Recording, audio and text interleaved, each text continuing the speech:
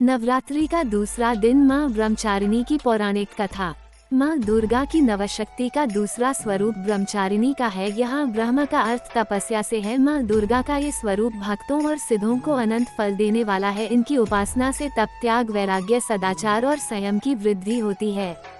दधना कर पद्माभ्याम क्षमालाकमंडलु देवी प्रसीदतु मयि ब्रह्मचारिण्यनुत्तमा। ब्रह्मचारिणी का अर्थ तप की चारिणी यानी तप का आचरण करने वाली देवी का ये रूप पूर्ण ज्योतिर्मय और अत्यंत भव्य है। इस देवी के दाएं हाथ में जप की माला है और बाएं हाथ में ये कमंडल धारण किए हैं। ब्रह्मचारिणी की कथा के अनुसार पूर्व जन्म में इस देवी ने हिमालय के घर पुत्री रूप में जन्म लिया था और नारद जी के उपदेश से भगवान शंकर को पति रूप में प्राप्त करने के लिए घोर तपस्या की थी। इस कठिन तपस्या के कारण इन्हें तपश्चारिणी अर्थात ब्रह्मचारिणी नाम से अभिहित किया गया। 1000 वर्ष तक इन्होंने केवल फल फूल खाकर बिताए और 100 वर्षों तक केवल जमीन पर रहकर शाक पर निर्वाह किया।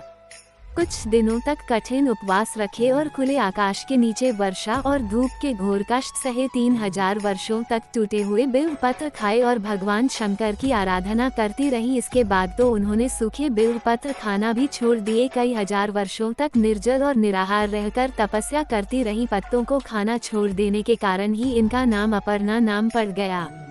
कठिन तपस्या के कारण देवी का शरीर एकदम क्षीण हो गया। देवता, ऋषि, सिद्धगण, मुनि सभी ने ब्रह्मचारिणी की तपस्या को अभूतपूर्व पुण्य कृत्य बताया, सराहना की और कहा, हे देवी, आज तक किसी ने इस तरह की कठोर तपस्या नहीं की। यह तुम्ही से ही संभव थी। तुम्हारी मनोकामना परिपूर्ण होगी और भगवान चंद्रमौली शिवजी तुम्हें पति रूप में प्राप्त होंगे। अब तपस्या छोड़कर घर लौट जाओ, जल्द ही तुम्हारे पिता तुम्हें बुलाने आ रहे हैं।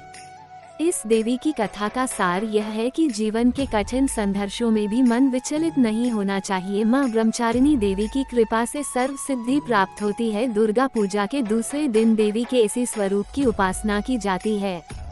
हमारी कहानी को पूरा देखने के लिए धन्यवाद।